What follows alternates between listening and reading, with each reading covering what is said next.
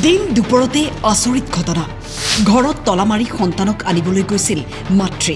ঘূৰি আহি দেখিলে ভয়ংকৰ দৃশ্য এটা নহয় দুটাকৈ তলা মাৰি মাতৃ গৈছিল বিদ্যালয়লৈ আজি সন্তানৰ পৰীক্ষা আছিল পিছে ভালকৈ থৈ যোৱা ঘৰখনত মাতৃ আহি যি দেখিলে সেয়া দেখি কান্দোনত ভাঙি পৰিল মহিলাগৰাকী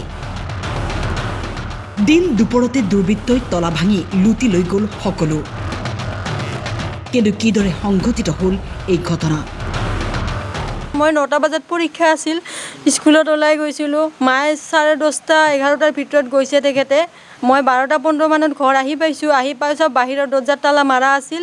আৰু গ্ৰিলৰ দৰ্জাৰ তালা ভঙা আছিল তেতিয়া মই ভাবি চালোঁ ঘৰত আছে কোনোবাই তো চালোঁ যেতিয়া মাৰ ৰুমত চালোঁ তেতিয়া মাৰ ৰুমৰ তালা ভাঙা আমাৰ ৰুমতো তলাটো ভঙা তেতিয়া মই ভিতৰত নহমাই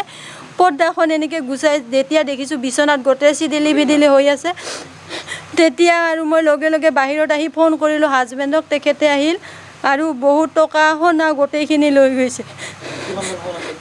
কিমানমান সোণ আছিল মোৰ ছোৱালীৰ 2জন খাৰু মোৰ এযোৰ 3যোৰ মোৰ 2যোৰ সোণৰ চেইন 2ডেল মংগলসূত্ৰ এডেল আৰু 3টা সোণৰ আঙুঠি আৰু মোৰ 12,000 টকা লৈছে আৰু মাৰ তাতে 8.5 আনাৰ এযোৰ সোণা 4 আনাৰকৈ 2যোৰ সোণা আৰু এডাল সোণৰ চেইন আছিল 8.5 আনা 9 আনামান হ'ব আৰু প্ৰায় 75,000 মান টকা আছিল মানে এইটো অলপ কম বা বেছিও হ'ব পাৰে এইটো গম পোৱা নাই যিহেতু তেখেতে হিচাপ ৰাখে সেইখিনিয়ে লৈছে এতিয়া ইয়াৰে বিচাৰোঁ মই এটা উচিত তদন্ত হওক যাতে আমাৰ হৈছে আন আৰু কাৰো নহওক এয়ে মত হয় আমাৰ 5 নম্বৰ ৱাৰ্ডত এয়ে প্ৰথম আগতে হৈছিল এইবিলাক শুনিছিলোঁ কিন্তু আমাৰ ইয়াতে হ'ব বুলি মই কেতিয়াও কল্পনা কৰা নাছিলোঁ যিখিনি লৈছে আমাৰ গোটেইখিনি লৈ গৈছে এতিয়া কি কৰিম মই ভাবি পোৱা নাই গোটেইখিনি বস্তু লৈ গৈছে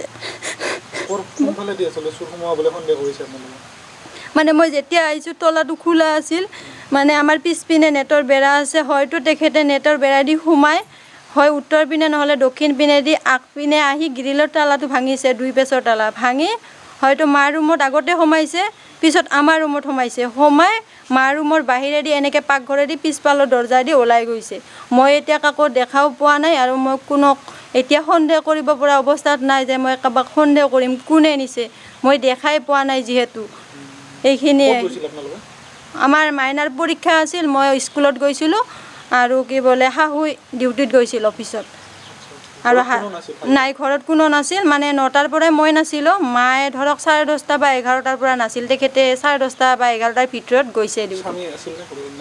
নাই হাজবেণ্ড নাছিল হাজবেণ্ড পিলপিলি চলাই তেখেতে ওলাই গৈছিল একেলগে গৈছিলোঁ আমি যাওঁতে আৰু অহা নাছিল মই আহিয়ে ঘটনা দেখি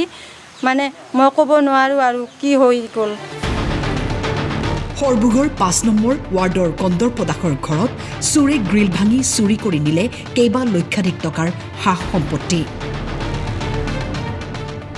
এপদকৈ গোটোৱা অলংকাৰৰ লগতে কেইবা লক্ষাধিক টকা সামগ্ৰী হেৰুৱাই এতিয়া ভাগি পৰিছে পৰিয়ালটো সৰভোগৰ পৰা গণেশ দাসৰ ৰিপৰ্ট টাইম 8